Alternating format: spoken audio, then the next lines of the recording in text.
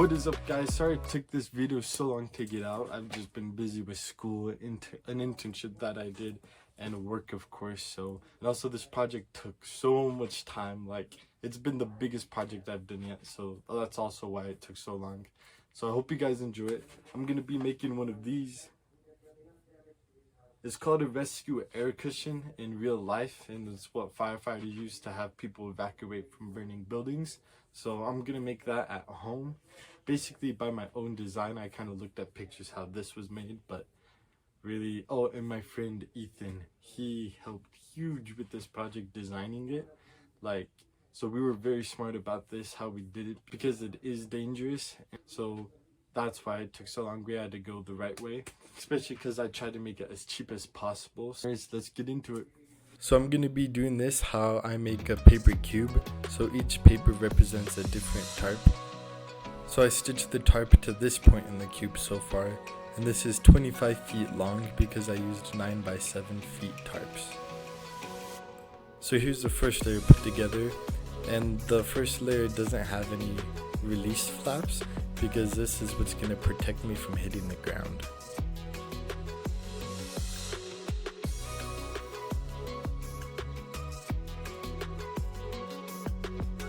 The tarp was bubbling up a lot, so I'm going to be using paracord to keep that from happening. You'll see what I mean. Also for the stitching, I'm going to be using a strong nylon thread.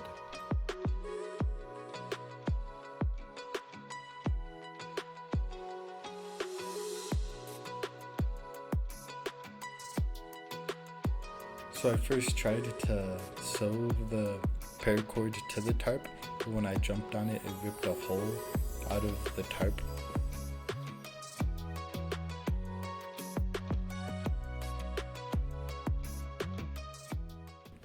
So I had to go about it a different way, and so I cut a hole in the tarp and then duct taped a square around it so that cut wouldn't get bigger. And then I tied a knot in the paracord, and I was basically putting duct tape around that knot to make it a little bigger, and then duct taped around that hole so it wouldn't get pulled back through, and then duct taped the knot back to the tarp. And this distributes the air a lot better. Ethan's dad suggested these supports because look how without the paracord supports, how this bubbles up compared to with the supports. It keeps it nice and level, and this is so you don't roll off when you jump on it. So for the first test, I threw my heavy backpack on it, and it worked really well. I was a little worried that it dropped it too soon though, so I just stitched the release flap a little bit smaller. But so when I jumped on it, it didn't have enough space to release the flap, so it popped a hole on the other side and then blew my dad's pictures over. This is an inside view of what the supports look like, and then you can also see the flap.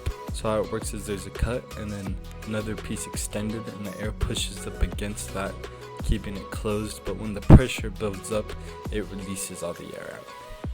For a test, I threw a table on it, but it wasn't heavy enough, so it didn't set off both flaps. And now I know I need to stake it down or it'll tip over. I used 2 shop vacs to fill it up, one plugged into the very bottom layer and the other plugged into the middle layer. So I needed to duct tape the release flaps closed while I was filling up because it was letting too much air out in the process. And then when it was all the way inflated, I'd just take the duct tape off. Also, sorry there isn't any sound. It was my first time recording on a GoPro, and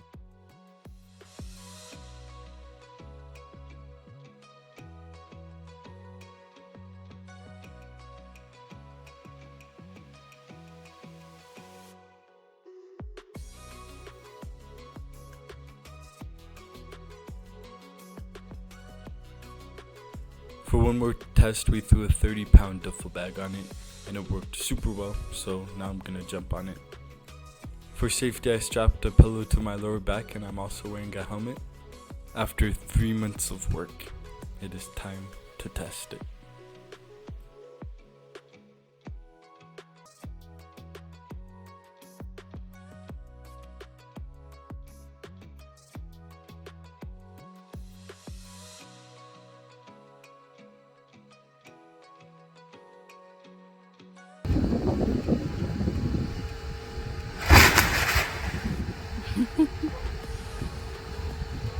So I'll need to stitch this big rip that happened on the flap, and then we're good to go.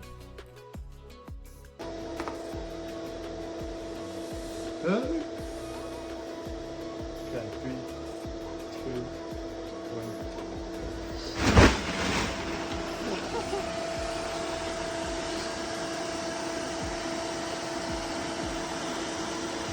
1. I also look like a Ninja Turtle.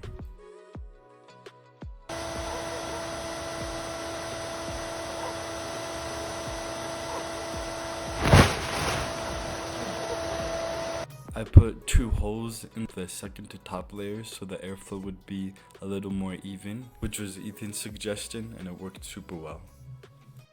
Okay, so I just jumped again and it worked super well. So I strapped a pillow to my full back this time, but I didn't even need it because I didn't hit the ground like at all. So remember, this very bottom layer is to cushion me from the ground. So the top one slowed me down, but that one doesn't deflate. So it kind of held all of its air, kept me from hitting the ground, but the stakes did undo. That's okay though.